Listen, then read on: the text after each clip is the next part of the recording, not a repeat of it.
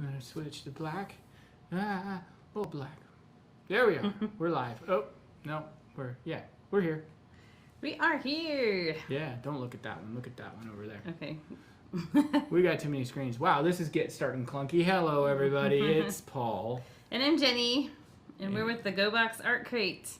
Which is we are so not focused right now. We're not focused. Go Box Art Crate is a subscription box primarily focused on acrylic painting. You get 2 unique projects a month with all the supplies to complete them and some extra swag items. So show us what we're painting today, Paul. All right, so today we are taking one last trip to the beach for the summertime, and you need to zoom in for me.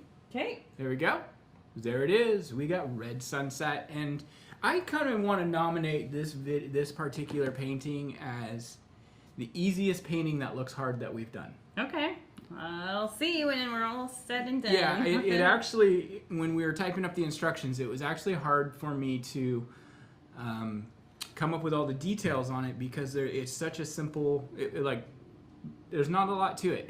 But the end composition gives you the feeling that there's a lot going on here, so this will be a great one for you to take and show your friends and say, look at what an accomplished painter I am. Yeah. So anyway, without further ado, that's the words I'm looking for. It's been a busy week for us, so yeah. I've got a lot going on. So, and we all do. So, I might be a little distracted tonight. I'll do my best to focus in, but let's knock it out. Let's toast, Jenny. I'll make sure and flick your ear occasionally. Let's toast. Let's right. toast to the sun going down on one thing and sun coming up on another. Let's toast to the fact that the next time you guys see us on camera, it will be fall. It will be. All right, y'all. Let's start painting.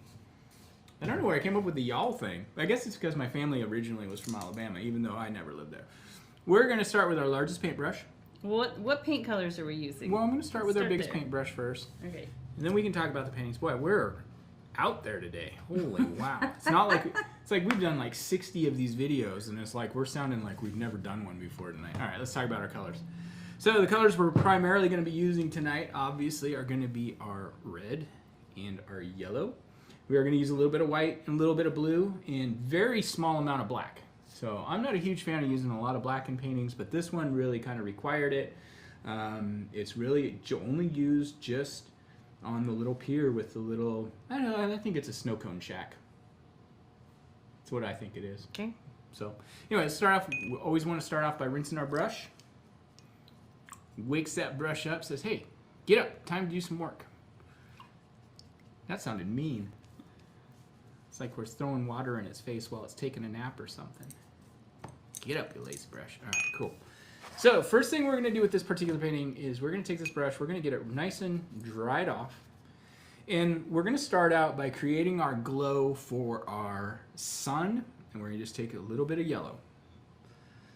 And I'm going to come up maybe about, let's see, I'm measuring about 3 inches from the bottom of the canvas and in maybe a couple inches, and just start brushing some of this yellow.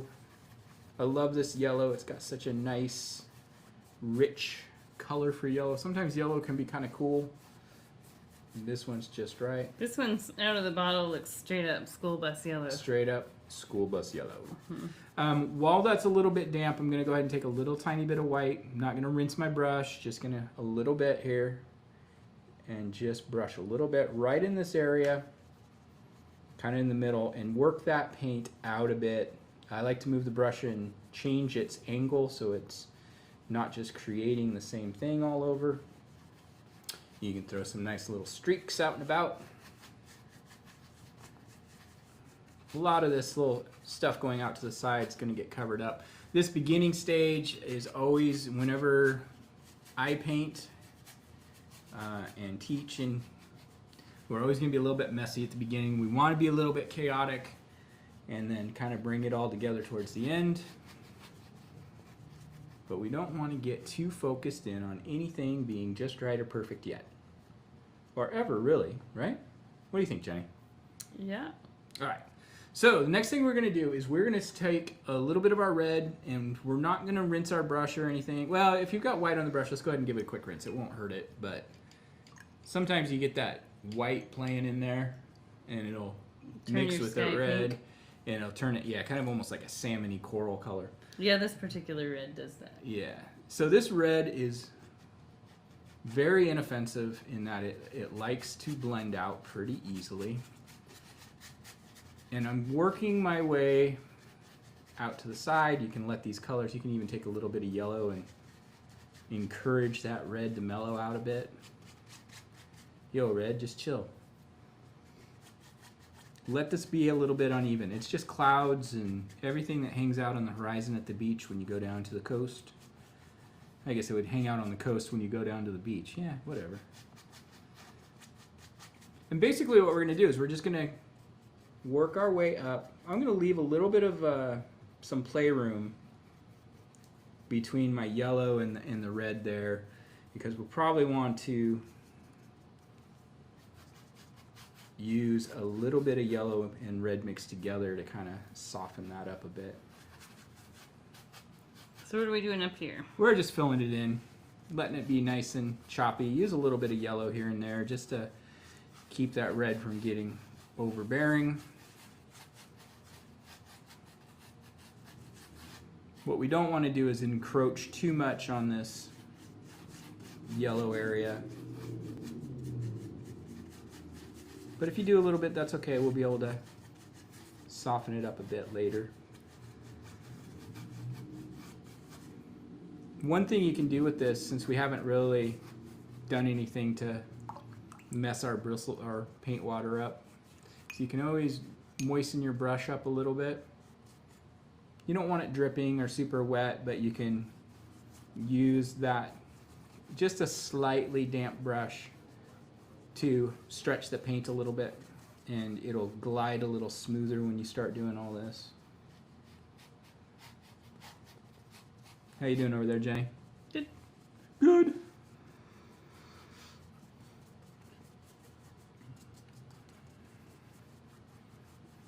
This painting does start off really intense. yeah, like it can hurt your brain if you're not careful. Yeah, you don't want to think You're about gonna it too overthink much. it. Yeah, so for in this area down around where the yellow and red come together, you can mix up a little bit. Mostly yellow, and just add a little tiny bit of red to it, and you can kind of... I like to keep my brush turned kind of sideways like this, and use it kind of sideways. It kind of gives us a little impression of some clouds and stuff that are hanging out at the... watching the sunset along with us.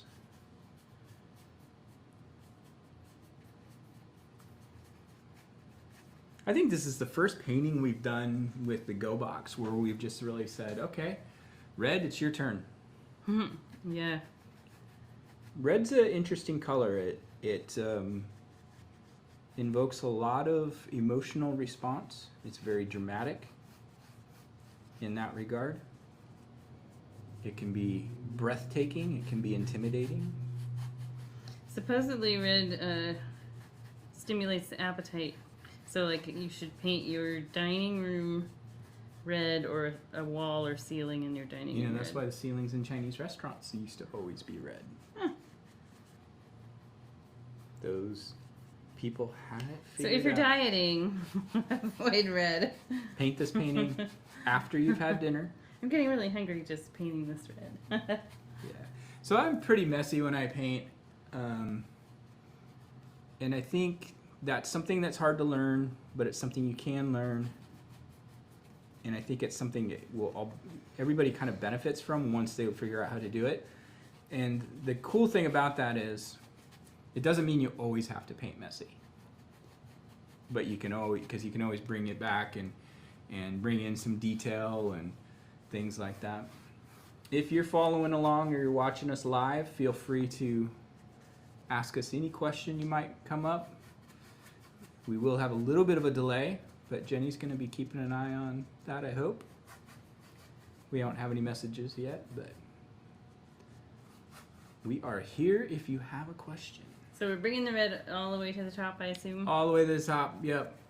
The reality is we kind of do it all over, but we're going to simplify the bottom a little bit because the bottom's going to be a little bit more of an underpainting than the top is.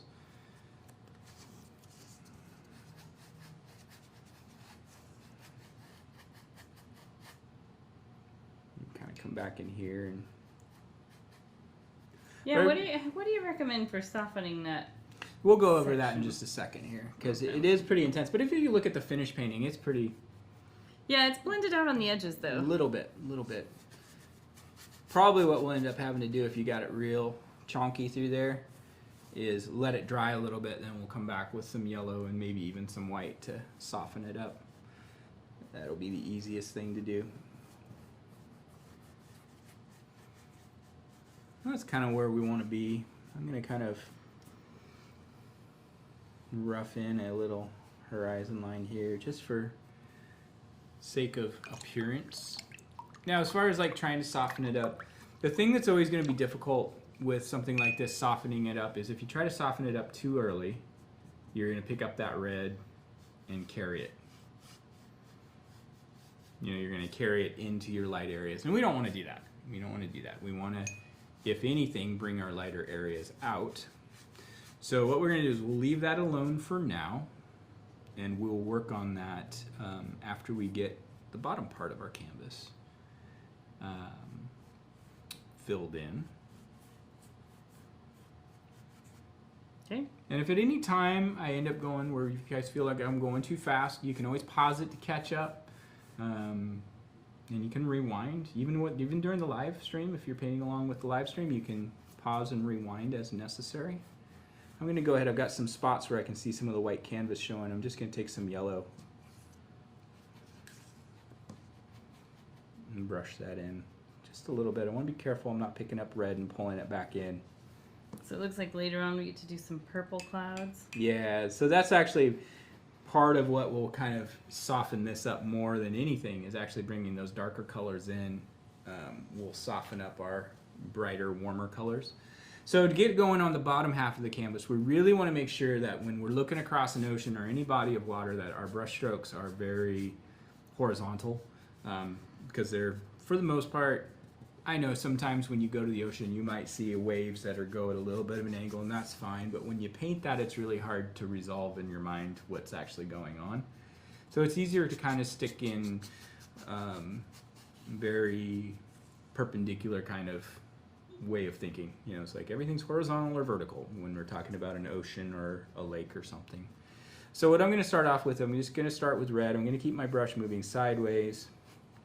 And what we do in this particular one section is I'm going to kind of work my way side to side, and I'm going to go pretty heavy right along this horizon line first, and work side to side, kind of framing where our reflection of our sun will come down.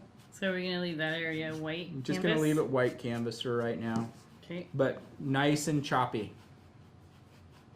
Nice and uneven. You can kind of do closer together little brush strokes further away or further up on the canvas, which is away, and kind of get bigger and chunkier with that as you work your way down. For those of you who are very meticulous in type A, I apologize for this part. It's very not that. It's very loose and sloppy, and we'll build from that. In other words, it's okay, we'll be fine. We'll get there. Go ahead and take this color most of the way out to this side, so we don't have to go all the way out. And Oops, you can... I already went all the way out. If you did, it's fine. It doesn't matter. And you can come pretty close to down to the bottom as well.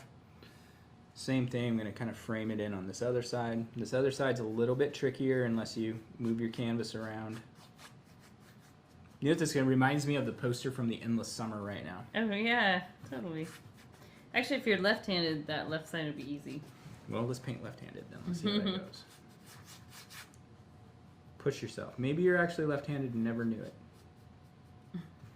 You're ambidextrous and never knew it. I actually like the way it's turning out for me left-handed right here better. I thought about calling this painting Red Sky at Night. Just kind of a long title, though. Well, you could be real simple and just call it Sailor's Delight. Oh, that's a good idea. Although there's no sailboats. I had to name it without you. Eric and I had to. No, I named it. You did? I thought Didn't we? I thought I don't no. I think I did when I sent the information over to graphic design. That's fine. All right, so while this is going on, I'm going to give a quick rinse, just cleanse the bristles. Cleanse the bristles. It's kind of like cleansing the palette. And I'm just going to go right in with some yellow.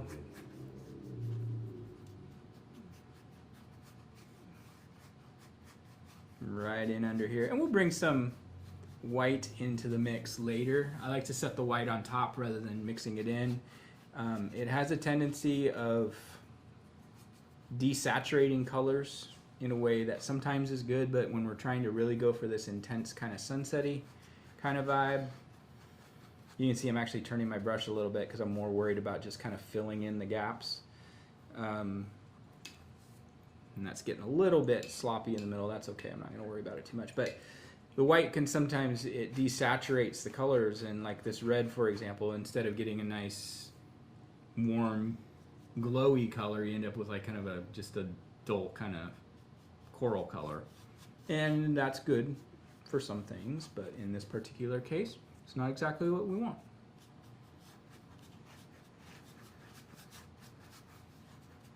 All right, just kind of messy through there.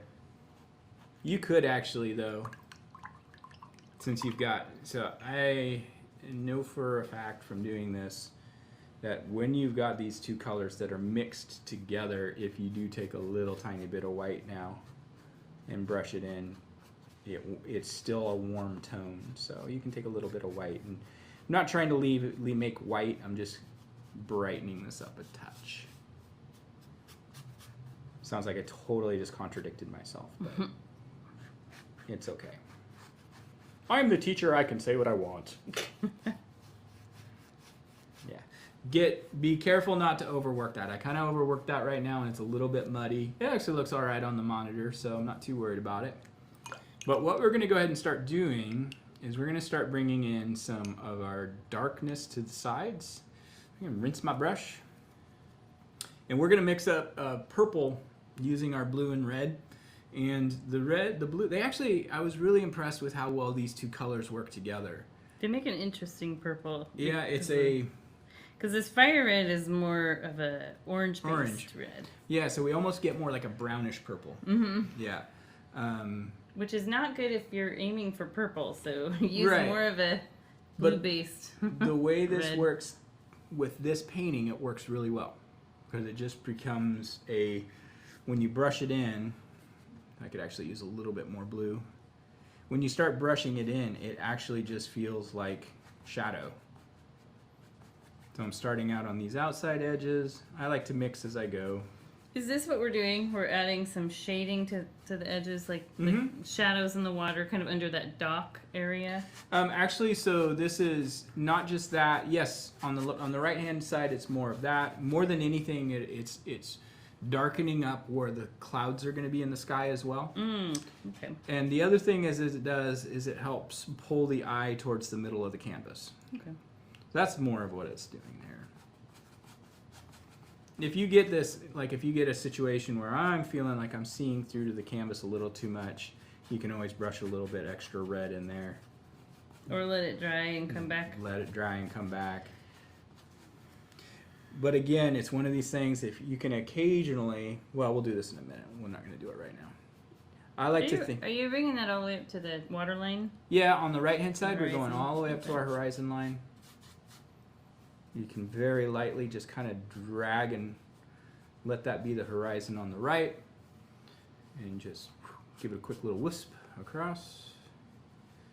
All this stuff we're doing right now, you can totally kind of come through and rebuild and add more depth of color if you want to, just by adding in more of the red, more of the yellow.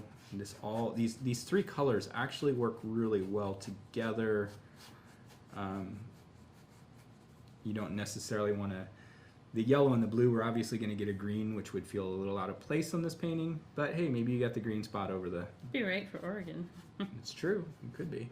I also like to take a little bit of this color all the way across my bottom of the canvas. And that's just to give ourselves a little, again, kind of frame it in. Looks like in your original this becomes a beach. It does become the beach, kind of. It actually, it's kind of unresolved. It could be a little bit of water hanging out. It could just be wet sand. It could be the beach. But it just is, it's kind of all of the above, but not, without being very Go committal. with that. Yeah, it could be any of those things. And just kind of depends. Like, everybody's going to look at it and see it a little bit differently, I think. So do you think, let's see, where do you think this is? Like somewhere down in California? You know, I totally see this as being California. That's for what I some thought. reason. It just kind of reminds me of some of the piers. I have not spent a lot of time at the coast in California, which is kind of funny because my dad grew up at the coast in California. So You guys just didn't ever go back there much. no, not too much. But I think of this as being more Southern California, like the piers you see in the movies and stuff. So if you guys are from California and we're totally off, we're sorry. Our interpretation of California is mostly based on what we've seen on TV. This is San Diego. Based on TV. Could be, I don't know. But this could realistically, I mean, this could be any beach, anywhere that has a pier. It could be Lake Michigan. It could be. I mean, these are not giant waves rippling in here, and I know that there's waves in the Great Lakes, so it's anywhere you want it to be. It could be even be a river that you just don't. It could be like the Mississippi. You can't see across it. You know. Crazy. Whatever you want it to be. But yeah, definitely, it was inspired by thinking of the board. You know. The last vacations of summer. Yep, for sure. Endless summer.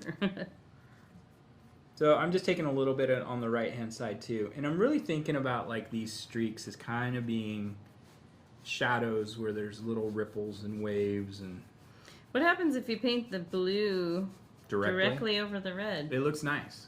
I'm going to try that. Just a little tiny bit. See It what blends in really well. In fact, but the downside to it is if the red is wet, it's going to sit on top and have more of a bluish cast. I think the red is dry on mine. Yeah. So a little bit up the sides here. This is just what we call underpainting at this point anyway, so. And this painting, it definitely has, I'm going to say it has a kind of ugly phase in the very beginning. It's starting to come out of that now. Yeah, well, I think anytime you paint with just pure red. Yeah, but in the very beginning, it's one of those things that can cause you some mental distress if you haven't painted a lot before. Yeah, you know what's funny though is because like I remember back when we were taking art in college many moons ago, many years ago, many decades ago. Let's keep going. A whole century ago. Mm-hmm.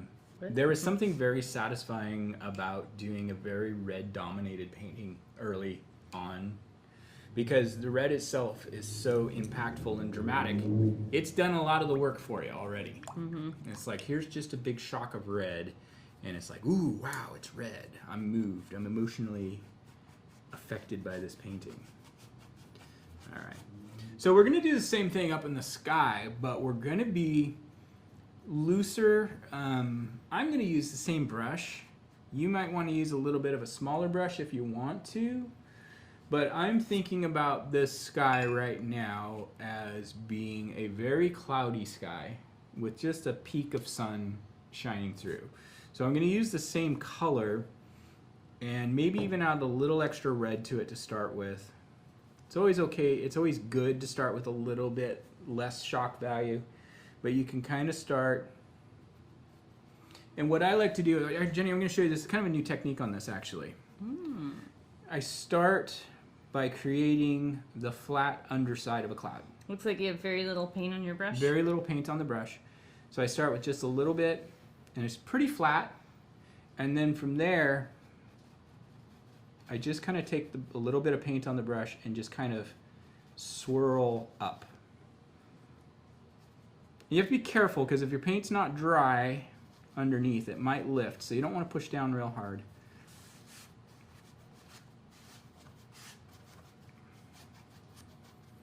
You don't want to do too much, like you don't want to get too shape defined right now either. It'd be really easy to get really focused in on doing shapes right now, and we don't really want to. We just want to do suggestions.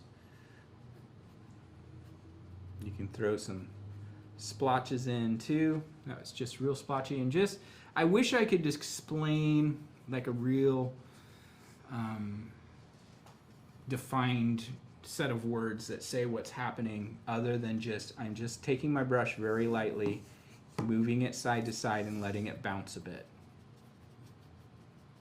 So your clouds are more, rather than giant billowy clouds, they're more of those Streaky. flatter, less stormy, like, Well, I mean, these could be stormy. okay, More like overcast that's starting to break up. okay. But again, I'm really thinking about the underside of each of these where I start a new cloud. I'm thinking very flat on the bottom. And what we're going to do is we're going to continue to build. So I just added a little bit more red. Going to come work down. And what I try to do when I'm doing this is the closer I get to this horizon line, I want to use less of the blue. More red. More of the red, and then smaller movements. So I want these, because they're farther away, I want them to fade out in saturation of that darker color and also get smaller. Even if you just take a little bit of red, just pure red right now, when you get closer down to the horizon.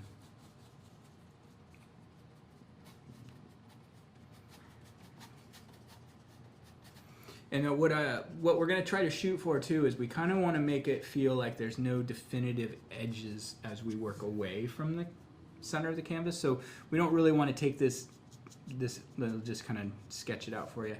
Don't really want to take this cloud and just stop it abruptly. Mm-hmm. We kind of want to let it flow into another cloud, fade out, something, rather than just, here's the right side and here's the left side, and they're all just very specific shapes. We don't want that. We want it to feel like everything's fluid and moving and disappearing and dissipating out. As we work our way up the canvas, work our way away from our horizon line, we can use more blue. We can turn our brush. I'm going to mix up a little bit darker color. And we can get bigger and bolder and choppier with this. And just really, this is very sloppy as we get up. It's very loose. I'm getting less, I was thinking about this the other day. It's like when you're looking at a cloud and you're looking across a body of water or a plane or just any place, and you can see clouds way at the horizon, you're really seeing the underside, the flat side, and then the structure. But then the next row of clouds gets blocked a little bit, or blocks that further one away. And as you start moving closer and closer, you're looking more up at the bottom of clouds, and so you're seeing less of that defined flatness, so more of the chunkiness. And I'm going to let these get really nice and dark in the corners. This is something I love doing in paintings, and you've probably noticed that, Jenny, and anybody else who's been painting along with us for any length of time. If I can darken a corner in a painting, I do it. And there's a reason for that. I like these dark corners. What happens is like doing a vignette in Instagram. Mm-hmm. It pulls your eye back in. It creates a frame, and it allows your eye to wander back towards the lighter spots in the middle of the canvas. In this upper part, you can really be very blotchy. You know, let some of the red show. Let some of this go. It really is one of those things that when you see it up at a distance, it looks fantastic. I think when you saw this painting the first time, you looked at it from a distance, you were like, wow, those clouds look really hard, and then you got up close to it, and you're like, oh, those are actually not hard at all. If I remember correctly, yeah. Something like that. So the nice thing about these colors, they work really, really well for layering and building our tones. So we can keep working these in, let them dry, go work on another part of the painting, and then we can come back and do another layer on top, and it'll darken up more areas. So we get a lot of different textures in our shadows and our clouds. I'm actually going to rinse my brush off real quick. And this corner over here feels a little bit weak to me, so I'm going to go ahead and bring in a little bit more red.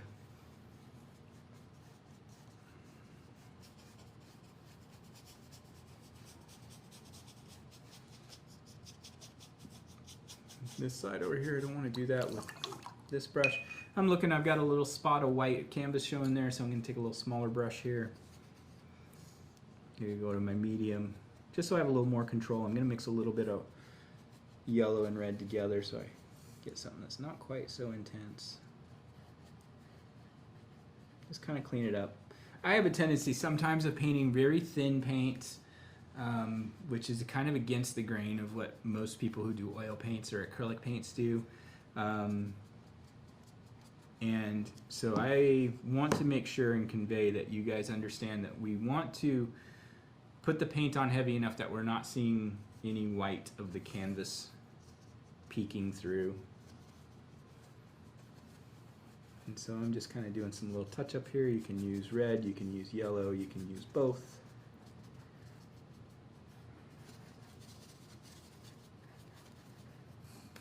Again, these colors play together very well.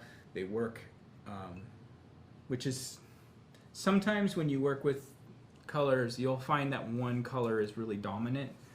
And like if we were using like phthalo blue in this, that phthalo blue would be so intense in how it reacts to the other colors that you would be fighting it taking over.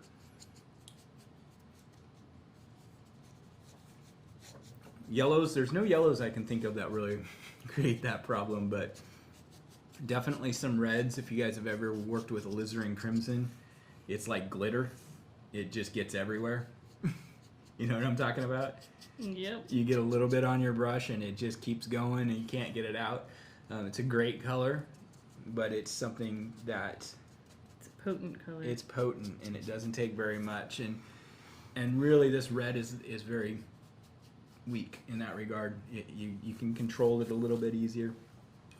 So you're talking about asking about softening this area up a bit, bringing some brightness back in. Let's go ahead and work on that a bit.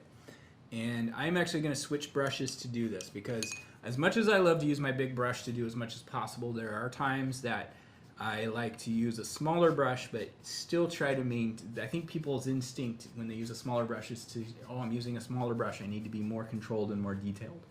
I try to go the opposite and still use a smaller brush, but still, if anything, get looser than I was with the large brush, because a little stray brush stroke with a smaller brush is not going to create as much of a dramatic change than it does with the big brush. So I'm going to mix together a little yellow and white, about equal parts.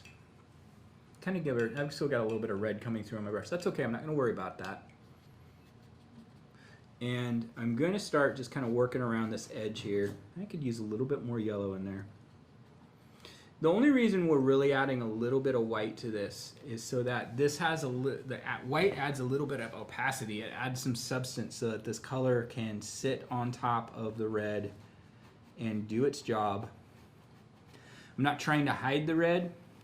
You're glazing it. I'm glazing it, yeah. And you can pull this color as long as you don't have wet paint. You can pull this across and soften it up. And I actually really like to do this technique because the other thing you can do is as you do this, you can always come back. If this feels like, oh, it's too white, too light, too lemony, you can always come back and do the yellow back over the top again. But this white will still have done its job of lightening it up so that yellow can pop for you. It's really kind of cool to kind of let some of this color kind of trickle, like kind of scatter its way up higher. But again, I'm not really doing brush strokes. It's more like little scrubs and choppiness. You don't want to get too carried away, but again, it's a nice thing to throw in on top here. Just soften things up a bit. And you'll notice I'm like trying to fix these two little corners, but I'm taking this color and I'm working it a lot further than you think you need to. And I've found that when we teach in the studios, what happens is when we do a little fix or a little repair, we have a tendency of just working on that little spot, and then that looks out of place because something looks different. And so it's better to go ahead and take your repair. I'll call this a repair. I'm not too proud, but it's better to take that real repair and expand it, push it out, make it actually be part of the painting rather than a patch. Yeah, exactly. So that was actually really cool. I got a little extra white right in here. And I'm not pushing down on the brush real hard. I'm just kind of skimming the brush over the surface and letting it sit on top. But that got really exciting looking to me when I just did that. Now I think I'm going to want to bring some yellow back into it because that shouldn't be as light. But I know that once that dries and I glaze some yellow over it, it's going to give us that pop we want, right? So while we're using this color, we can actually take a little bit more white. And we want to, I kind of lost my yellow from the glow in the water because I got carried, it kind of went in too early and that red was still pretty wet. So I'm just going to take a little bit more of this color on this medium brush. Now the medium brush we're using, they call it a number 8. Now something I will tell you about paintbrushes as a whole, every manufacturer has a number 8, and you can go buy a number 8 from every manufacturer and they're going to be different sizes. There's no standard, unfortunately. But this one's about 3/16 of an inch wide or so. And so I'm just using it mostly on edge. And I'm still wanting to be loose and uneven and messy with this, but with a little bit more control so we can control that chaos and make it what we want it to be.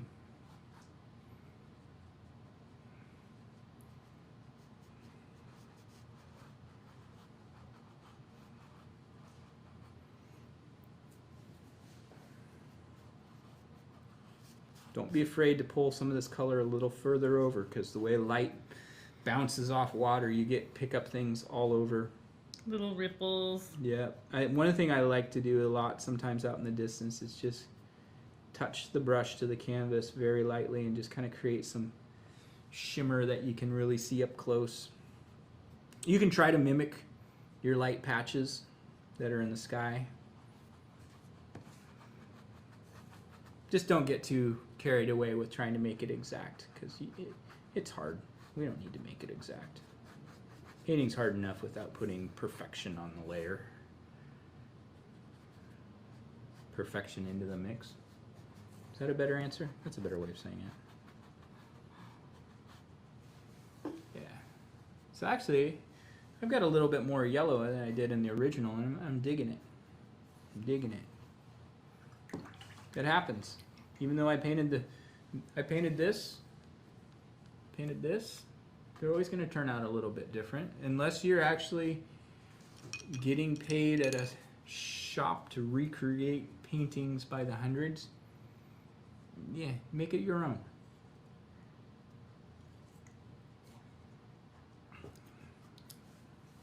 Unless you're restoring a that's medieval true. painting. Right.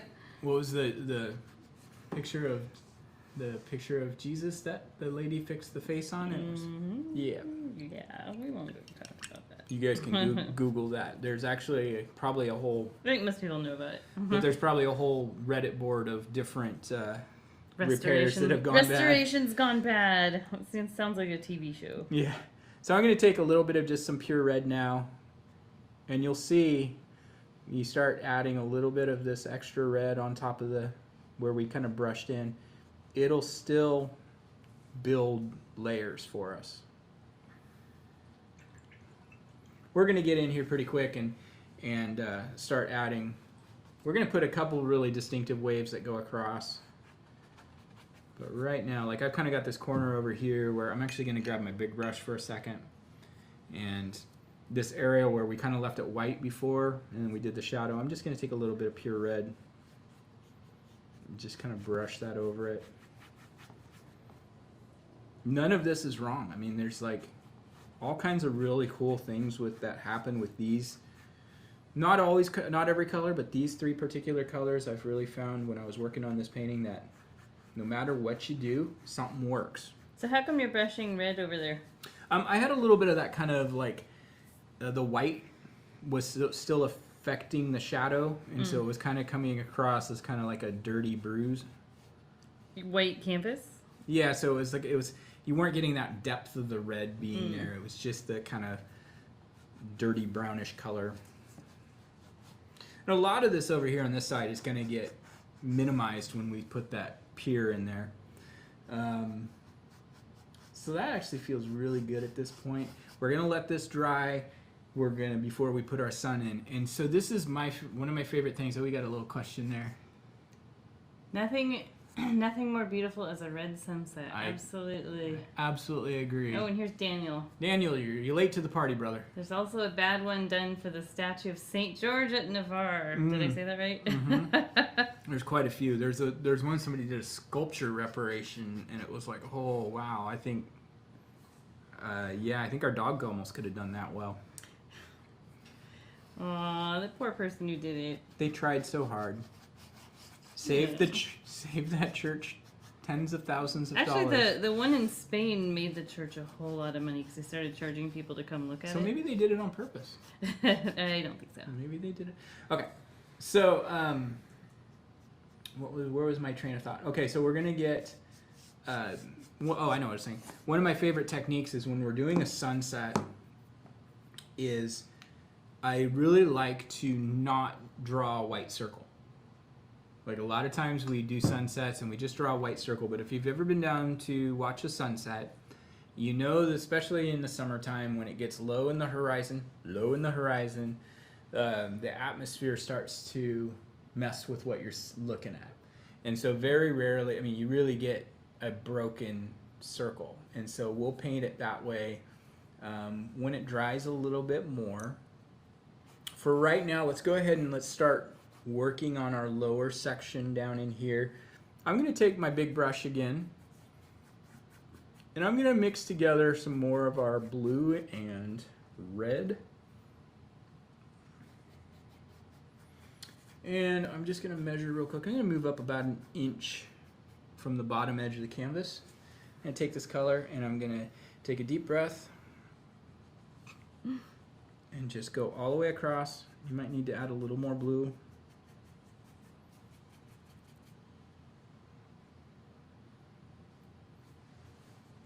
There's our first wave. I guess mine's a little... Surprised you did it with that big brush. Yeah, I just like to turn it on edge. We can kind of move it as we need to. Yeah, actually, it's a real thin brush when you use that edge. Yeah, it's actually... Looks good. For doing a long, thin line, this big brush is the way to go. It really is. I'm going to go ahead and do... So this is the wave. This is it. I got a little lower on my canvas than the original because actually my original kind of scoops up a little bit, but it's okay. It's always going to be different, but I can also make some adjustments to that, and that's not too difficult to do. Next thing I'm going to do is I'm going to move up maybe about a half an inch and do the same thing. But try to make this wave a little different, right?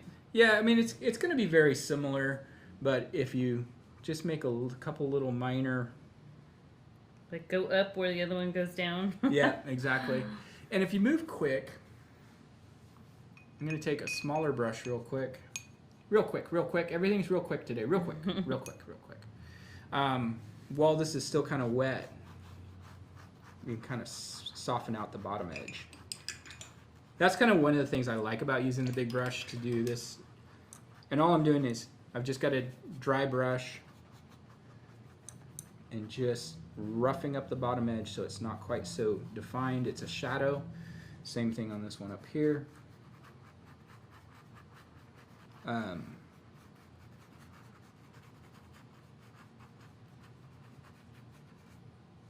Yeah.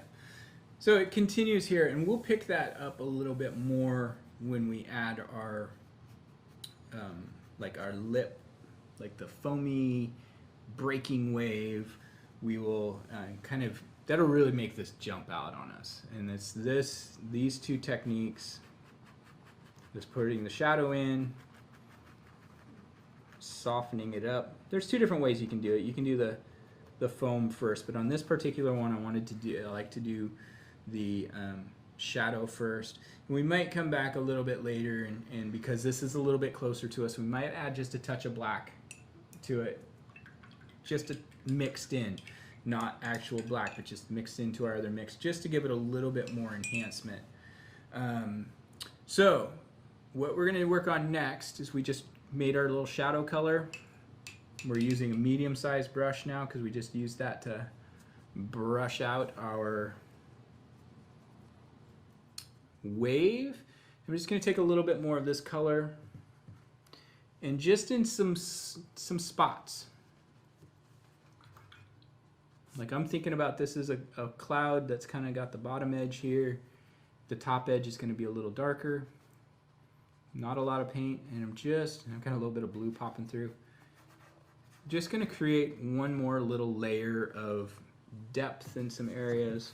And I like to use this medium-sized brush just because I don't want to get too carried away with the big brush and again make big, huge, monumental changes. Just little accents.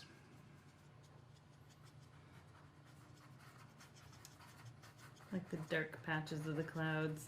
Yeah. So those first shadows we did are kind of like the medium, like the base tone. So do we want to use less paint or less, I don't know what the word is, what I'm trying to ask you. Less shadows than we did with Oh, for sure. Yeah, we kind of only want to maybe do 30%. Okay. So just some hints, and you don't even really want to go down very far with this, just kind of up in the top a little bit. And it just ups our drama. It's putting that Instagram filter on. Drama! Just brings it up a bit for us. Drama bomb. The further we work our way down from the top of the canvas, the less we want to do this. In fact, now you tell us. I'm actually just going to leave it kind of in the top top third of the canvas or so. I mean, if you get carried away, all you got to do is take some red and go back over the top of it. It won't. It just all works together. And actually, the reality of it is, the more you layer on this, like if you wanted to really get this thing to go and pop, you could keep going back and forth using the red in this darker mix, and it's going to keep building up depth. More, I mean, you can get in here and go 5, 6, 7, 8 layers of bouncing back and forth, and all it's going to do is just kind of keep building up your feeling. So like there, I just put a little bit more red over this darker area, and it just enhances everything. And there's no right or wrong. Just stick with those two colors. Don't get those accidentally down into here. And it's all going to come together. Blue. Let's see what happens if we put a little bit of just pure blue on there. It just doesn't do anything. No, I mean, it's there if you look really just close. Makes it dark. Yeah, if you brush it out, it just kind of blends out. If you look really close, you can see little hints of it, but it really does darken that up. Yeah, if you left it kind of thick, you could see. Yeah, and there's nothing wrong with that. That's something like Claude Monet would do, that kind of thing a lot. Just leave a little trace of blue in those dark shadows, and it does some things that really subtly enhance those shadows. He has a couple dramatic sunset. You know, he's not a bad painter, really. He's pretty good. He's pretty good. He's pretty all right. I think... Daniel says I can almost hear a seagull seagulling in the background. Moi? Yeah. Now we're going to get sued by Disney. I don't know, Daniel, what do you think? You think a TIE fighter would look really cool right there right now? Oh, flying off in the sunset. Yeah, just like in Force Awakens there. Yeah. Gotta keep saying those ad words. Star Wars, George Lucas, Disney, Pixar. All right, that's enough. Keywords. Okay, I got the keywords in. We're good to go. All right, cool. So I'm going to rinse my brush off really well. And if you don't have confidence that you got it really clean, it's okay to go ahead and switch brushes. I can go ahead and go to my next size But you want to brush. get it really clean before you let it sit overnight. Yeah. That's something I noticed. Disclaimer. I constantly wash my brushes while I'm working. and I wash them pretty thoroughly. A lot of times people don't realize how important that is. I'm just taking these areas where I added that little extra white. I'm just taking a little bit of yellow now and just glazing in on top. How are we looking time-wise? Wow, we're only 49 minutes into this painting.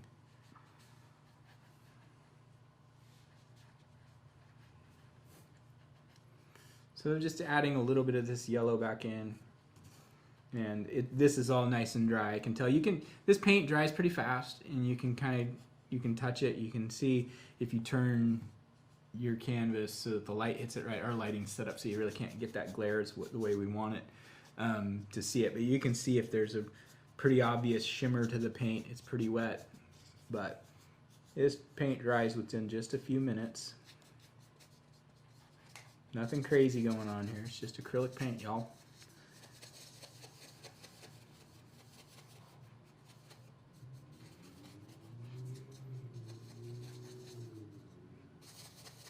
Just any of these areas that feel like maybe it's got a little too much white hanging out in there, just glaze a little bit of yellow over it. We need to get another light over yours. Yeah, like a massive glare. It's so hard to paint from the other side. All right. It's hard to see like what you've done and what you haven't done.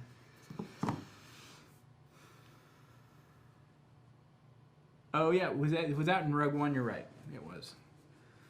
Greta was asking me about Rogue One, and she was like, "Is it really that good?" I'm like, "Yeah, we need to watch it again. It's been a while since she's seen it." Okay, a little bit of white. We're gonna go ahead and do our little white sun here, just pure white. I actually went to a little bit smaller brush. You can still use that medium brush. You can use our small ones. What is this? Number 4. Can I pause you and rewind? Yeah, what's up? No, I'm just joking. I'm still on my clouds. Oh, you're fine. You're caught up. You know what's going on. Yeah. I'm just going to use the brush and just really loosely see if I can get my hand out of the way here. Paint a sun shape. Very loose. Kind of, and you really just kind of want to set the paint on top. You really do. You really just want to just let this paint be on top and be nice and blotchy and bold and broken. I guarantee you, the way people look at paintings, they're not going to look at it and go, "It's not a perfect circle. I don't know what it is." Right? That's usually what people are worried about, and that's why they want perfection with it, is they're afraid people aren't going to know what it is. People going to know it's a such and such? Right. And I guarantee they're going to look at everything that's going on in this painting and go, "Oh, that's the sun going down." It's like, what else could it be, really? I mean, that could be something. It could be nuclear fusion happening on the horizon or something. Yeah, I guess. You could change. Who knows? I mean, it could be anything. It's a alien spacecraft just landed. I don't know. But reality is, most people are going to recognize it as being the sun setting. It's just the way our brains work. Our brains are really good at interpreting what we're looking at. I'm going to take a little bit of white on the same brush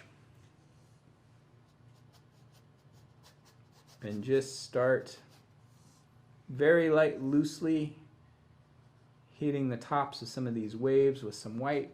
We're only going to come down a couple inches with this. We don't want to do a big old racing stripe. Again, my catchphrase on that is, racing stripes look good on muscle cars, not so much on your painting. Remember that. Especially when you're looking across the ocean. There's waves and valleys, peaks and valleys, so it's only going to pick up in some spots.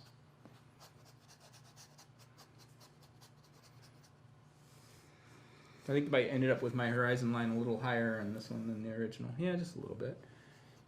Yeah, you said 3 inches, and you've got a good solid 5 inches going on there. Yeah. Amazingly, I underestimated. That is kind of surprising considering your day job. You have to do a lot of measuring. I have to do a lot of measuring. Which, I'm going to take a second. Day after tomorrow is my last day at my day job after 24 years. Yeah, just moving on to something different. Yeah, starting a new day job starting Monday.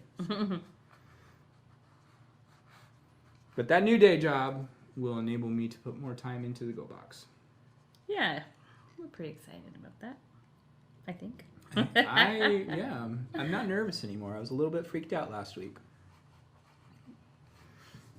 If you guys have ever left a job after a long period of time, I'm sure you understand what I'm talking about. Well, and then you founded the company that you're leaving. Well, that's true. That's true. That adds a little bit more to it. Harder to walk away. It's like taking your oldest off to college.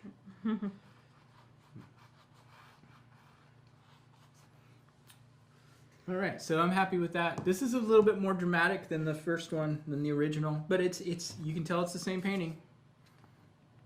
You just have a lot more lightness in your water. Yeah, I almost feel like it's a little too defined. I might go back and touch it up a little bit and make it a little less impactful. And, you know, actually my son's a little bit bigger in the new one anyway, so it's not like it's that big of a deal. So, but thank you, Daniel. See, I saw congrats. Yeah. Some point in time over the weekend, I started sleeping good again, so that's a good sign. It had nothing to do with the sleep aids. So, all right. So speaking of this kind of area through here, so this feels a little bright to me. This painting's really, I mean, so far none of the techniques are really out there. Do you agree? Mm-hmm. I mean, it's. I think if anything, and this is something I guess is what I've been told from our other teachers. I'm just taking a little bit of red, by the way, and just getting a little bit more of this red going.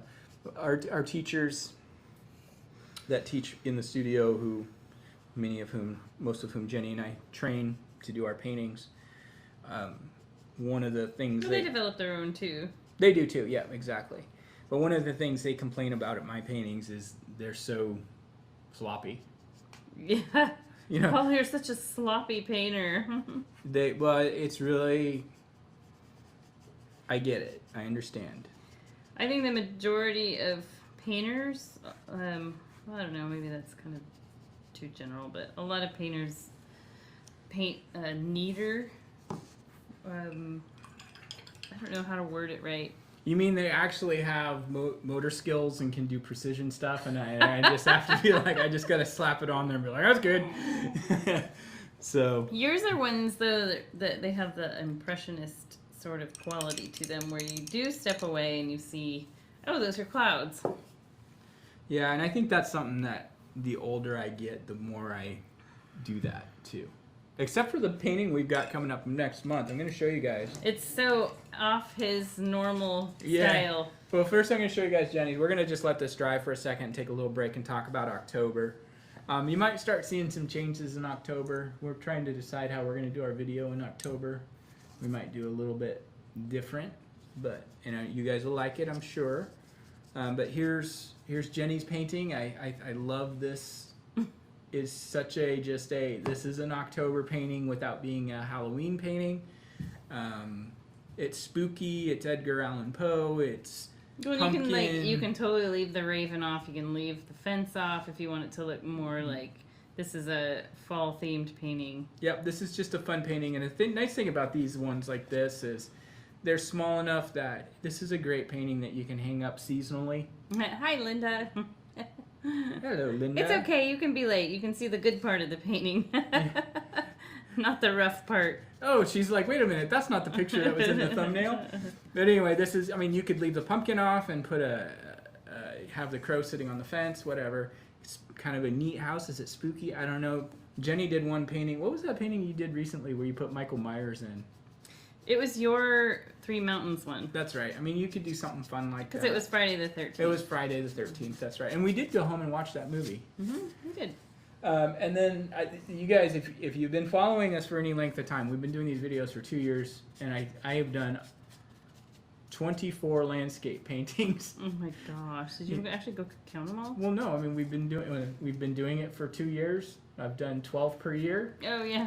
I guess I and Eric did a couple of the first ones we did because I was too busy, but so I went totally different direction, and we have got mushrooms, moonshrooms, And I just really wanted to do, Jenny said, don't paint a landscape. It's still kind of a little bit of a landscape. There's landscape elements, but she wanted me to paint mushrooms, and I just looked at the colors. She did her painting first, and we kind of take turns, and then we have to work with the colors that the other person picks. And I did add a color from what she used. I added the blue, but I was like, I'm going to do like just a total like retro 1970s.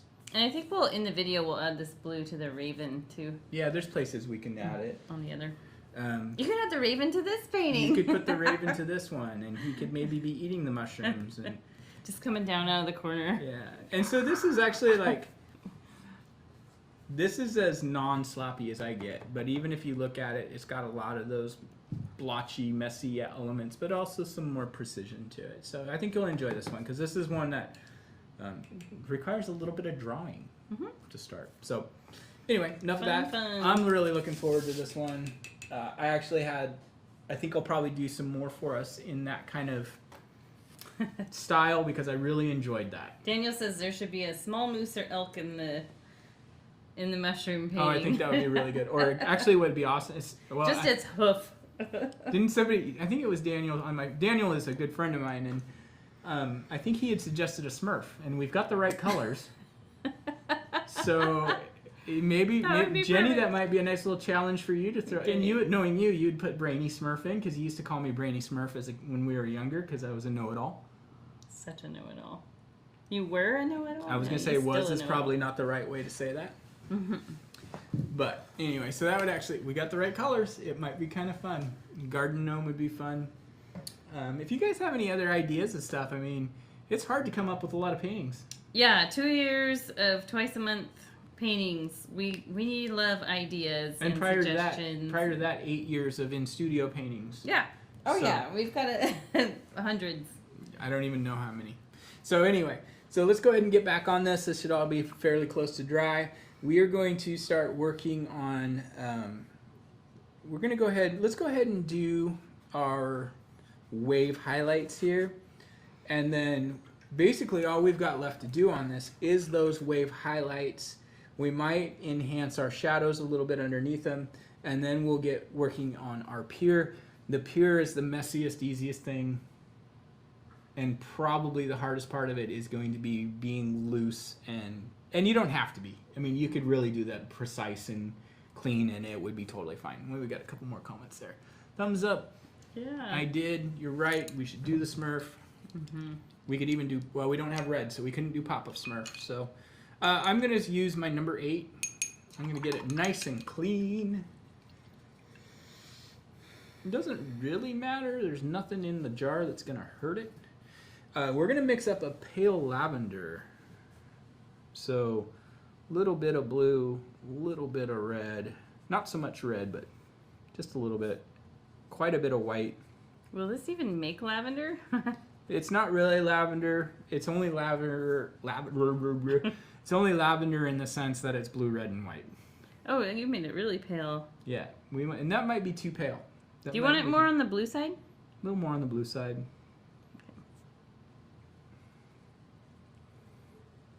We'll see. I think this looks kind of dark on the palette on the monitor, but when we actually put it in here on our waves, it's probably going to be pretty bright. So what I like to do is I'm going to wipe off extra paint.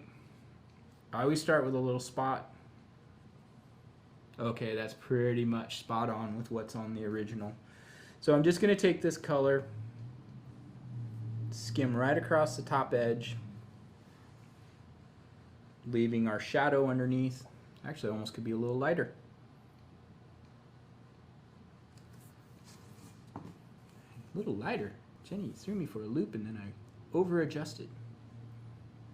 You don't want it to be white though. You could add some little frothy white elements if you wanted to. You could have multiple versions of this color in here, I think, and it would be good. Totally. But this is what's going to give us our definition going across into this dark area. Then I'm going to wipe my brush off. Don't need to rinse it, just wipe it off. And just very lightly fuzz it out. Fuzz out the top edge. Pull that color up. So this is breaking. I actually could use a little bit more paint on here. move it up. And what this does is you kind of want to just start moving it up away from the edge until it fades out and disappears. You can add a little bit more paint to your brush if you want to. This is where, like, I really miss a good boar's hair. Brush? Yeah, or goat. Just a real stiff bristle, natural bristle. The natural bristles. I think we got a whole jar of those behind you. The natural bristles, just, you can beat them up. You can just really scrub to your heart's content with those, and they will always come back to shape. The really soft tacklin, which is nylon, I don't love that kind of abuse as much. And you don't want to use a soft bristle like a sable or anything like that. I think these Teflon ones we use, they were really good for what they're pretty resilient, yeah. I still prefer, and they're not even, like, you know what I'm talking about, they're not even the expensive ones. It's like you go to Michael's and they're like $2 a piece, and they're just natural bristle. I'm not trying to do anything precise, I'm just smudging. I'm tempted to grab one out of the jar and show people, but that's all right. We don't we can visualize it.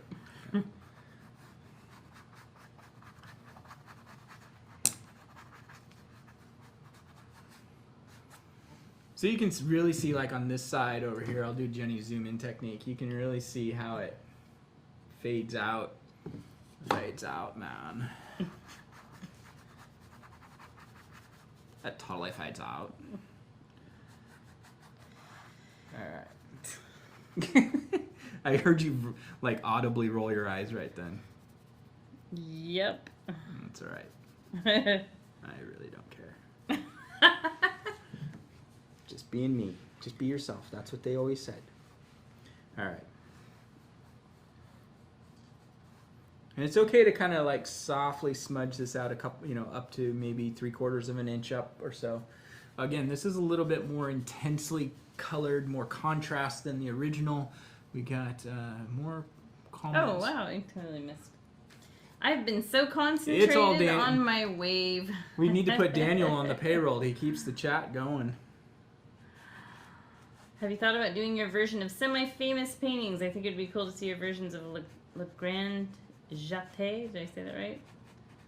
The one of the park that is, like, world famous. Is that, Is that the pointillism one? No. You have to look it up. My grandmother used to reproduce stuff. Might not be what you like to do, though. Once in a while, it's a good thing. It is. Our first professor was really big into that, and we're like young, like 19 years old. No, we're artists. We like to do what we want. We want to be creative. And then you get older and you realize, wow, replicating is such a good way to learn. The other thing is, like, I think of it like this too. So Jenny and I are both musicians, and nobody ever sits down and picks up a guitar or sits at a piano and goes, I'm just going to write my own music. From here on out. Just like to start. Mm-hmm. It's like the best way to learn is like, okay, what kind of music do you like to listen to? What kind of music would you like to learn how to play? And then... What kind of music would you like to annoy your whole family with? Exactly. Metallica! That was me. But the same thing can be true of painting, is maybe you don't have to consider every single piece you do a finished piece that you're going to hang in a gallery. You can consider it a study piece. It's something you're learning, you're practicing your trade. Or the other thing is, it's... Hold on, I got a sneeze coming up. Okay, it's really good to... bless you. To occasionally paint pictures that maybe you don't vibe with. Oh, like absolutely. Sometimes we get people like, I want to pick what comes in the box every month, and it's really important to try painting something that maybe you don't love, because you're always going to learn something from it. Yeah, I mean, a lot of the things you paint are something that are not in my comfort zone at all. And I think that probably goes both ways. I just sneezed and I can't do it. I can't do the Tim Allen. But you just think about it like, okay, I'm learning. Yeah. And it's just like, hey, we all went to school and we took geometry, and maybe we don't use geometry in life, but we learned. So, and maybe sometimes... Maybe we hated geometry. Maybe our daughter's starting geometry this year, so that's what we're thinking of. What's next? What's next? Okay, it's time to work on the pier. Now, I'm going to take my cheat sheet because I just want to see... Wow, that really went from... The printed instructions went from no pier That's to the pier. way you work, dude. Yep. So, okay, we're going to just do this really pretty easily. I'm going to start with my big brush. And what we're going to do first is we're going to paint the actual pier itself. And so to do this, I'm just going to take my big brush. I'm going to take a little bit of black. We're just going to do this straight up black. I'm going to put a little dot right here at the corner, right on the horizon line. And then I'm going to move over just about to the middle of the canvas. So maybe right about here, maybe a little bit to the right of it and up. Let's move up about 3/8 to 1/2 of an inch. Like so. Scary. Right? Deep breath. And all we're going to do is we're going to connect the dots. Is it supposed to angle like that? Yep. I didn't listen, so you're putting, like... I'll just kind of do what you did. You could make it a little less angled, but it does have a little bit of an angle. Not much. If you feel like it's too angled, you can always bring it closer to horizontal. But you don't want to get too thick out on the point here, because then actually what we're going to do is basically start at the same point and move to down a little bit. So we've got a big wedge. Big wedge. You can see mine's choppy and uneven at the end. It's about a brush. Just like most docks are Yeah. that have been there for any length of time. I've got just a little bit wider than a brush width on the right hand side. Now the thing that we're going to want to make sure we do is... Actually, mine's like... This is like 2 brush widths. Oh, you're using your big brush. Yeah. Okay. You're not listening at all. No, sorry. You're terrible at paying attention. Sorry, got a little... It's all right. I'm the ADD same. We go what? Got a little ADD going It's all right. on. I have the same thing when I'm sitting in the co-pilot seat. What we're going to want to do is we're going to want to bring our pilings. And our pilings, I'll bring the original over so we can see it. Our pilings are really broken and uneven if I hold it up here. Yeah, those are a right mess. Yeah, and that's what we want. Like, we don't want it to feel real precise. We want it to feel... There's light reflecting off them. There's all kinds of things going on. So what I like to do, I actually did this with our biggest brush. And the main thing we're going to want to do is we're going to want to start just coming down just a little bit into below our horizon there. And there's maybe a second one right next to it. I feel uncomfortable using the big brush to do that. You could use a smaller brush if you wanted to, but I did this all with the big brush. Because really all I did was just kind of come along and And they go above the dock a little bit. Yep, they all go just a smidge above the dock. And I kind of think of them as being in pairs. Because that's what you would see. And as we work left to right, we want these to extend down a little further and a little further and a little further so that they're getting a little bit taller. Not that they're actually... further apart.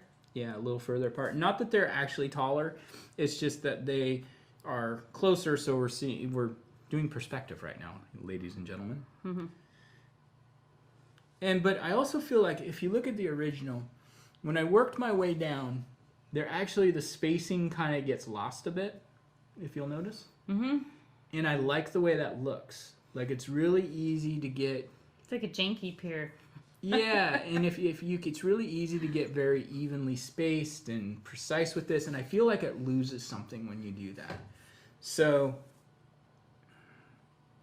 you know, if you've ever been to a pier, though, there's all kinds of structure and stuff underneath. There's broken pilings.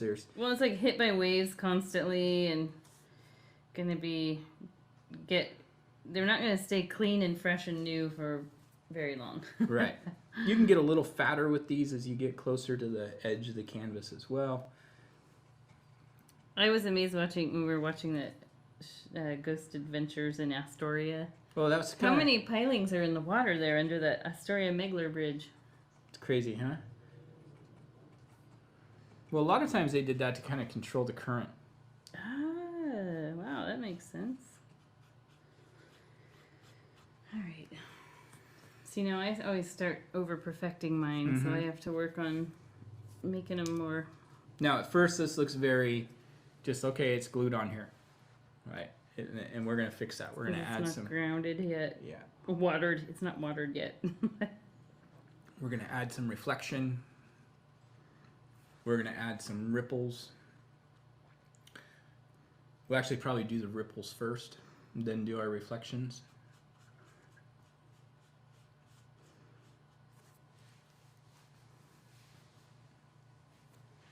Jenny actually touched up my shack.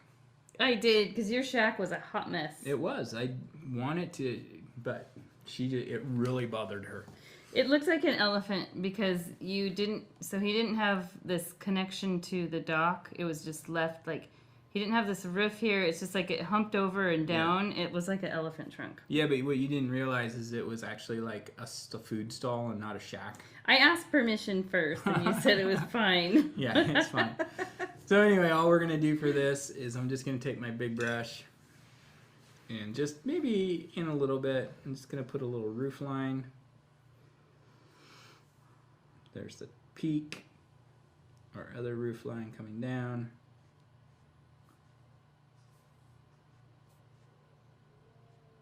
Does this match the angle of the bridge then? The top bridge of the roof? Yeah, it should. Well, actually, no, because it would actually be going in a perspective angle, so horizontal's fine on that. If we were doing like the vanishing point, it actually might be sloping down a little bit. This is like the little oyster shack. No, I told you it's a snow cone shack. Oh, okay.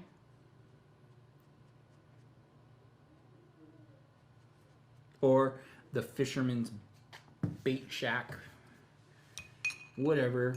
Use your imagination.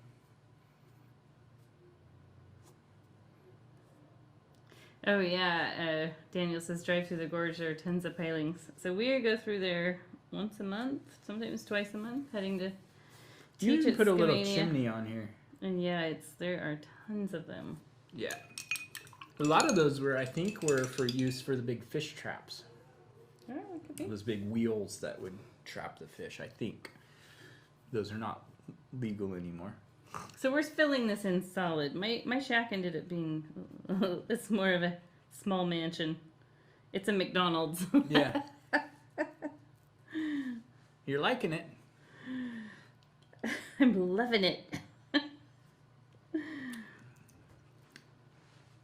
Don't some fries sound really good right now? Yeah. Not for me. Not tonight. Okay. We already ate dinner. We're good. So this has a little chimney? Yeah, you put that on there, actually. I did? Yeah, I probably just traced what you had. I didn't have a chimney. And I filled it in black because we're just actually it's going to be easier to just come back and paint the reflection on of the sun. But we're going to need to let that dry a bit. Okay. So I'm going to go ahead. I'm going to use my second smallest brush, my number 4. Okay. Number 4. And we're going to go back to this color we mixed over here for our waves. Mix that up again. That was blue and red? Blue, red, and some white. Oh, for the foam? Yeah. Okay. Blue, red, white. Blue, red, white.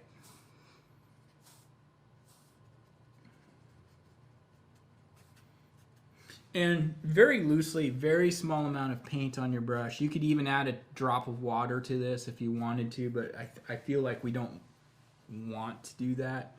I'm just going to very loosely, I'm going to add a little bit extra white to this because it's not really showing up. You want it to show it up.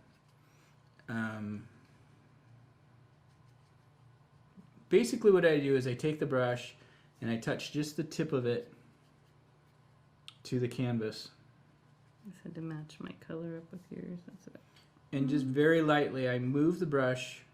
I keep it so that the bristles are horizontal like so, not like this.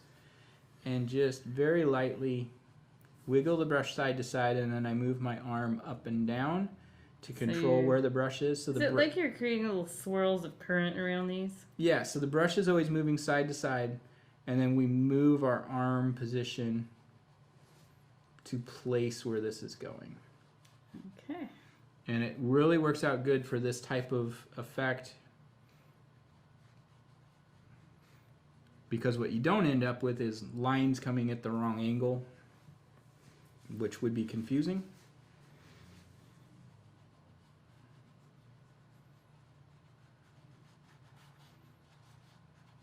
Just kind of around the bottom edges here. That's the water rippling in and around all these pilings and other things that are going on under here. This would be kind of a fun little painting if you had a really tiny brush and a lot of confidence. Put a little fisherman out on the end of the pier or something.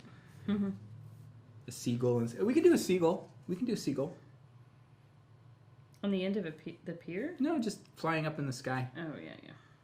You can add that. And well, I'll show you guys how to do that if you want to. It's kind of I have a couple rules about doing birds. We talked about that, I think, with the Three Mountains painting. And this is a good one to show that example on. And, you know, when have you been to the coast and not seen seagulls everywhere? Or puffins or whatever. Pelicans, depending on where you... Well, we have pelicans up here. I don't think I've ever seen one. Oh, sure you have. Oh, sure you have. You just became Irish for a little bit. Well, I am Irish. No, I'm Scottish. I'm bad. My bad. I'm bad. My bad. You are. Our daughter would be like, Dad, that's so wrong. All right. So, what we want to do next before... Actually, let's go ahead and do our birds real quick. This is extra credit. It's not in the original. My rule on birds is never use black. And the reason is by the time you see a bird that's close enough to you to show up as being black, it's big. Especially in these kind of lighting conditions. So, unless you want to paint really big birds, Pterodactyls. Don't do black. So, what I'll do is I'm going to use my smallest brush. I'm going to mix together a little blue and red. We haven't done that before in this painting. No, not at all. You could actually even get away with just red. What if we threw a little of our light gray in there? I mean, you could. That might get a little too light. Okay. I would say, actually, if anything, just a little extra blue. Okay. But the basic shape, what do we call it? Like a pointed V? An open M is what I call it. It's like basically... a rounded M or a rounded V. Like that shape there? Yeah, rounded V. Yeah. But much smaller than that. So, like, the actual size is going to be maybe about a 1/4 inch across. If you can do smaller, that's even better. And very light pressure. Very light pressure. I like to take the brush and load it up and just kind of give it a spin across the palette. Pull and twirl. Pull and twirl. Add a little knob. There we go. And I like doing two. But I'll look for, like, a lighter spot, like say right here. There's one. And let me zoom in. Jenny, our high-tech zooming. You can see it right there. You could even... He just stole someone's hot dog. Just stole somebody's hot dog.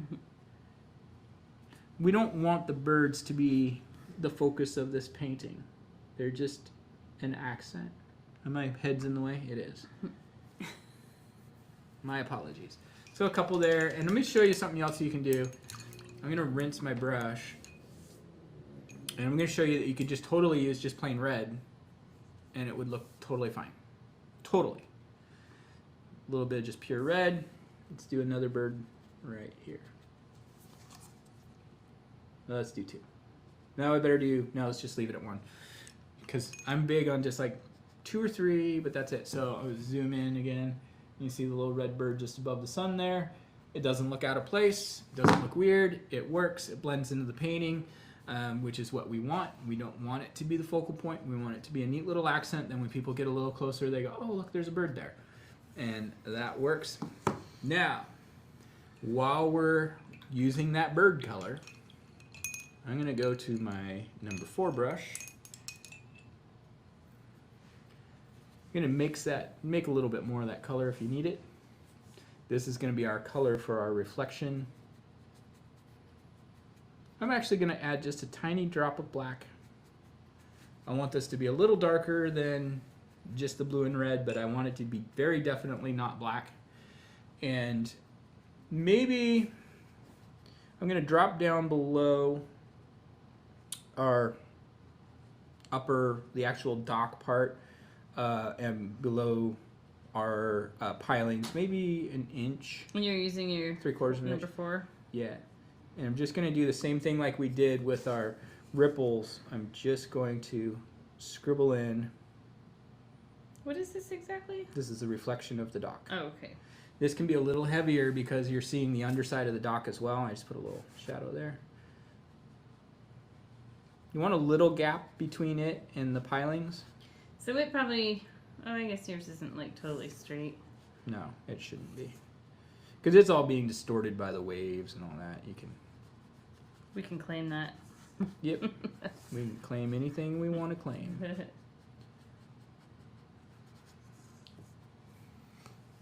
Just a subtle little shadow. It's actually kind of funny because you're going to see a reflection this way and it would cast a shadow this other way, but we're not going to see the shadow really.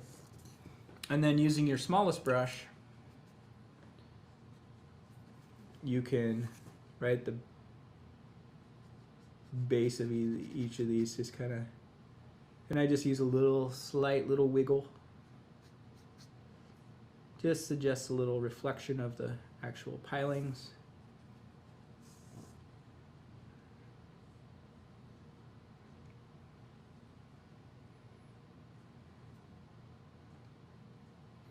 Maybe add a little bit more black if it's not popping real good for us.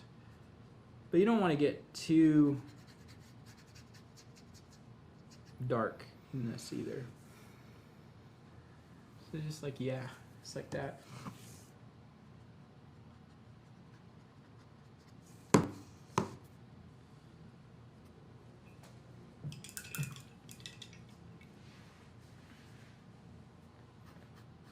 You're not really going to see the little bit that stick up above the dock because it's kind of hidden by the dock. So just like so. Let's take a little bit of that same color and just very easily, and we're still using this small brush, just right underneath the edge of this. Kind of give us some... I don't know that I actually need that. You don't, but mine does. If yours is already dark enough, you don't need it. I have quite a bit of dark. I could probably lighten some of that.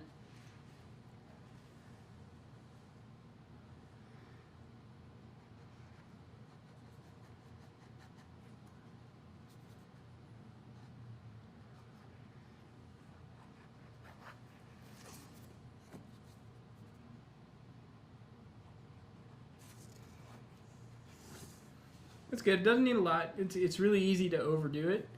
And just a subtle little shadow is good there. If I look at the original, I've got a little bit of some sandiness on this far right side. Yeah. We'll do that in a minute. I think that's good. I like that. That'll kind of be like just about the end of this painting. We need to highlight the shack. Yep, that's the last thing. Is the... We're gonna do actually gonna do that next, and then we'll do the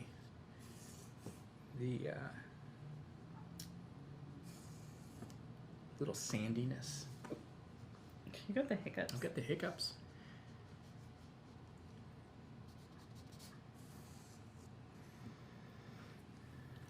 So I'm gonna go ahead and move on to the reflection. Okay. You good with that? Yep. All right. I'm just gonna use I need to fix. probably number 4. I think it's gonna be good. What you want to look for though is you want to make sure that your shack here is dry. So I'm just gonna start. Just gonna take a little bit of red, and it's just I'm just thinking it's a window. The order window. Yep, just a little bit of red to start with, and so just put and I'll lift this up, zoom in. You can see just a little bit of red there. Brush pull. Yep, just a couple little brush pulls, and then you can take a little bit of yellow and just put a little Little dot. Maybe go down a brush size. Maybe go down a brush size. Yeah, and I just put literally just a little dot of the yellow. You know, it doesn't have to be anything real fancy. The lights are on. And It's the reflection of the sun.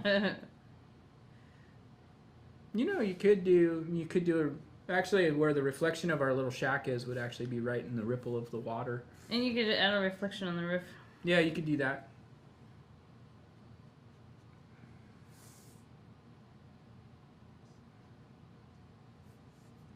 Just you could lighten up a little bit of it.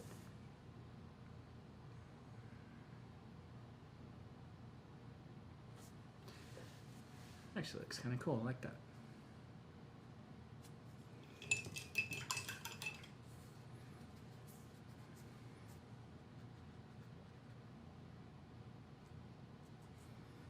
Oh, you know, if you take a little bit of that ripple color, so you put some little bit of dabs of some red and then make a little bit of that ripple color we used, and then just touch. Daniel says there's a Kraken head on your palette. Oh, where? Red? The Kraken head in red? No, you gotta tell me, man. Yeah, which color? Oh, the blue. I don't know what he's seeing. Okay, so Is where'd it you a put Seattle? the icy blue? Just a little bit on the roof. Okay. I'll zoom in again. Little tiny bit on the roof. You don't have to. That's extra credit. But it kind of gives it that weathered kind of look. We shackify it. Yeah. Like, this is kind of rare because, like, usually my paintings we get done and it's like, okay, we're done. This one we're adding details. So, I'll give you an idea of.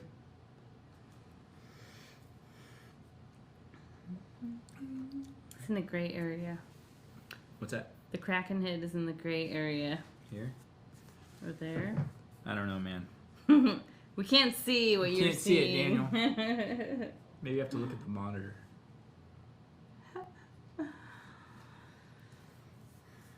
So are we done? Ready to sign it?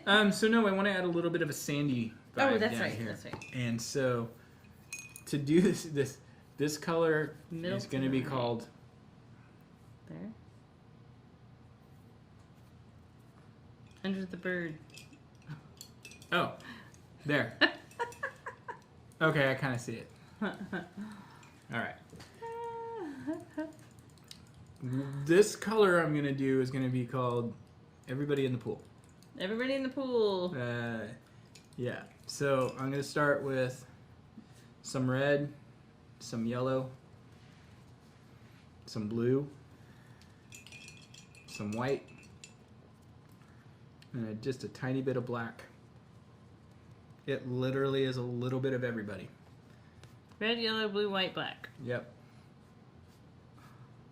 And just very lightly, you're gonna add a little tiny bit more white. This is how you make brown, folks. That's how you make brown. Everybody in the pool. I got a little bit too much white there. That is the ugliest color ever on the palette, but it really... It's a good sandy color. It's kind of Yeah. terracotta, actually. Yeah. And you can kind of just whisk it very lightly. Oh, are we baking? Yeah. Whisk it. Whiskey business. I got a little bit too much. Don't you think that would be such a great name for a whiskey bar? It would be. It probably is. I mean, I'm sure there's somebody's somebody got it somewhere. I got a little too carried away with the white over here. Okay. You can always... Ah! Do we want to blend the top edge of this out a little bit? No, where? Like. Oh, yeah, for sure. Mm-hmm. Yeah. I just put in a little bit of extra red just to pop it. Pop Wait, and lock. where? Let me see. Right here. Okay. I got a little carried away with the white in my mix here. Yeah, this really shouldn't feel like it has a start or stop. It should just kind of dissipate into the other colors. Just a little smidge. And it's just a hint. It's just a hint so that we feel like there's some resolution going on down here. Something. Maybe there's some sand there. Maybe there's some sand.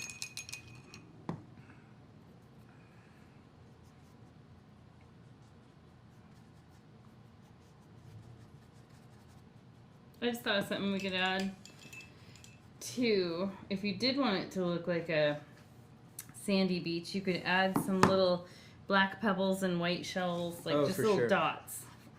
Like nothing defined, just little dots. Yeah, but you have to be careful too that you're not getting too focused in on putting details. Oh no, we just detail like crazy. I know you can't. Time to detail. You're like what was the Ramon on the movie Cars? Time to detail. Time to detail. What? We're almost done. Okay, time to detail. You know, it's actually interesting because like we've been watching. You put a little starfish. We've been watching a horror artist on YouTube who does horror genre versions of like Disney princesses and things like that. And I've actually, what is the guy's name? I can't remember his name. We'll come up with it and maybe share it later. But I've actually really learned a lot from him. Not about. Obviously, it's not my genre of painting or drawing, but I've learned a lot from him about how to use color in highlights and shadows, and you'll actually see it. Let me pull up my next month's painting. This area, sorry, I'm bouncing over here. This area over here, Jenny, where it starts in the shadow and starts to break up, I totally stole that from his technique.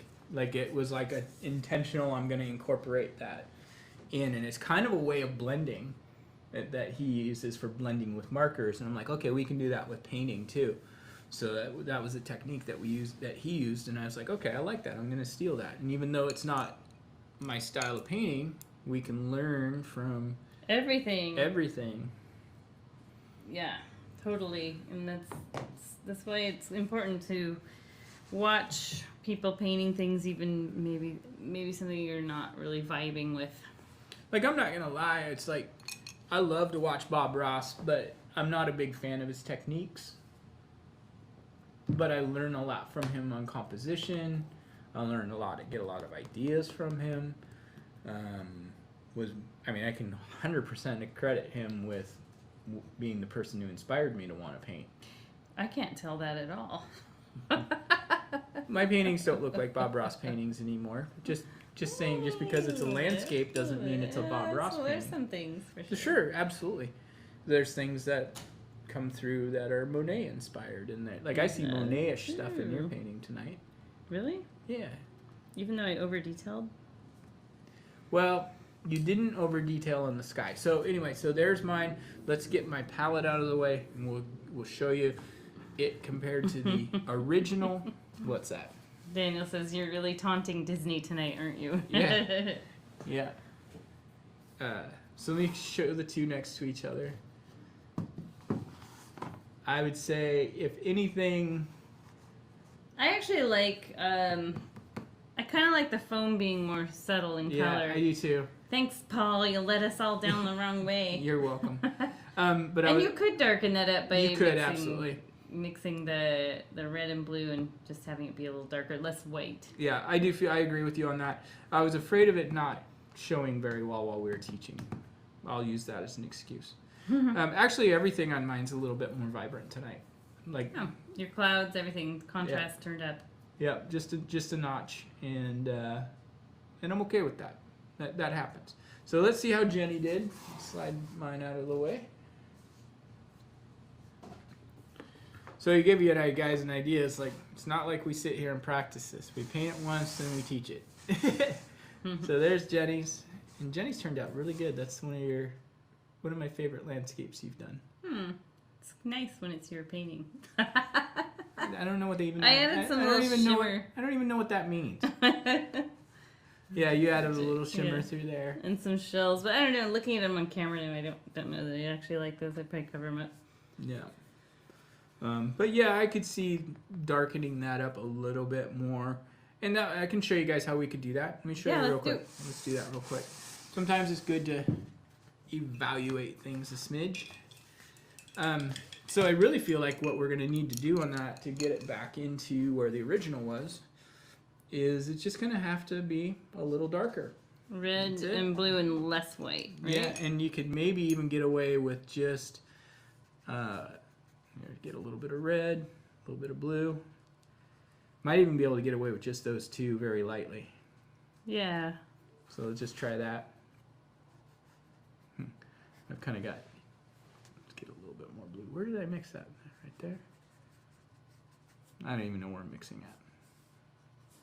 So I think like you think just like glazing over it is probably the way to do it with very little paint on your brush, darkening it. It's just that bit by bit. Just go back to that red and blue together, no white, and just glaze it. Just a little glaze. Because you want some level of lightness, just maybe not.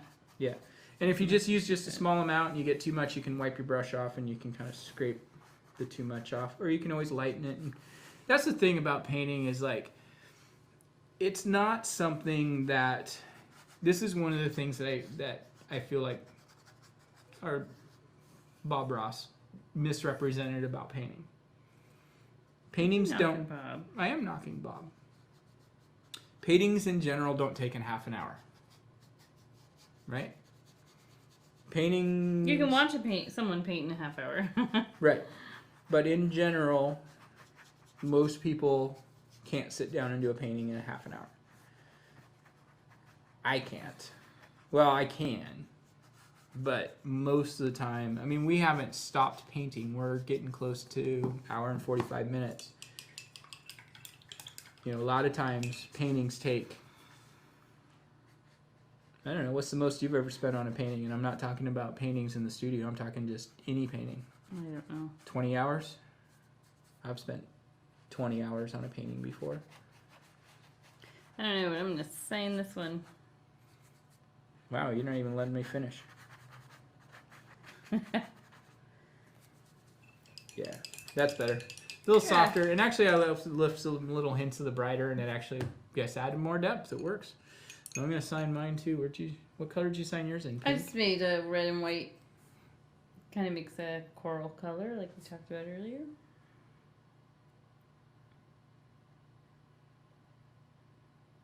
That's the smallest I've ever signed a painting. So anyway, guys, thanks for joining us tonight. If you are new to the channel, just be aware that we are a subscription box service. So there, we're back. You can go onto our website, gobox.com, order all of the projects that we've done in the past are available on there as well. So if you decide that you're getting the subscription now and you want to go back and do something that we did in the past, you can go back and pick our past boxes. We're actually in the process of going back and adding a complete box. So you can order August 2021's box rather than the individual projects from that or box. You can order the individual or you can projects. order the individual projects. So we're trying to make it as complex for ourselves and easy for you as we can. And just because a lot of times it saves you money to get to. Mm-hmm. And it makes it shipping cheaper, but then it also gets you two paintings. And the nice thing about doing the two at a time is you get the same color palette, and it just it makes it easier. It's nice. So if you want to go back and look through our catalog of past boxes, they're on there. I think we've only got maybe back through July so far. We've been in the process of switching to a new system, so it's been a lot. Gobox.com. And Gobox.com. then we added some fun Bob Ross swag, some dress-up magnets where it's Bob Ross and he comes with a whole bunch of different wigs and coats, and it's fun stuff. Actually, I think, I added those to it. And then color-changing mug with Van Gogh and Bob Ross and something. Yep, and we're getting into the fall season and going to be heading into winter fairly soon too. We'll probably, I think we talked about this last week, that we might do a couple kind of spookier paintings, not as part of the subscription, but as separate projects. Like we say, it's like we like to do a little spooky painting here and there, but we don't want to force that on you if you don't want it. So will be something you can go on and look at and pick. Like we've got the Booze in the Coffin painting that's like that. If you do order Booze in the Coffin, those are handmade, reclaimed wood boards. It takes a little bit of time for me to get out into the shop and get those built. So they do take a little bit of time to get shipped out. Yep. So. All right. Well, I guess we'll tune in next month unless we do something in the midst. I think we like to think that we have time to do that. Eventually, maybe we will. Yep. And we will catch you guys next time. Thanks for tuning in. We'll see you next time. See you later. Bye. Bye.